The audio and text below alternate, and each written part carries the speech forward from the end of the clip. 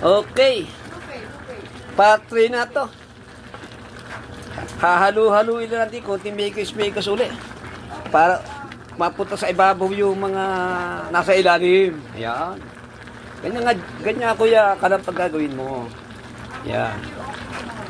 Ilagay mo sa ibabaw yung nasa ilalim. Para noon, ayos. Maya-maya, ayos na kasunod dito. Meron pa kulang pa ito, nalagay pa ho natin yung yung kulitis. Ang tawag sa amin, kulitis, dito naman sa dito sa in English na is peanuts. Oh, minekos-mekos na naman ni Kuya Kalampag. Yung talong, yung sili, ayaw pa rin kasing yung sili na to, ayaw ko pa. Pinabayaan yata nung may-ari na lumaki ng ganito kalaki. 1/4 kilo yung sili.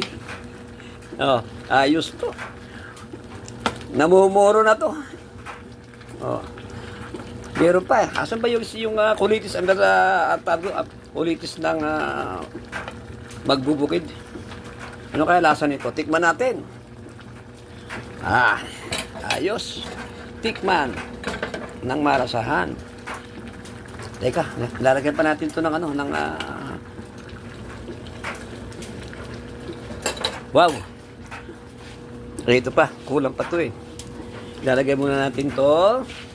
Hindi ko alam ang tawag nito dito.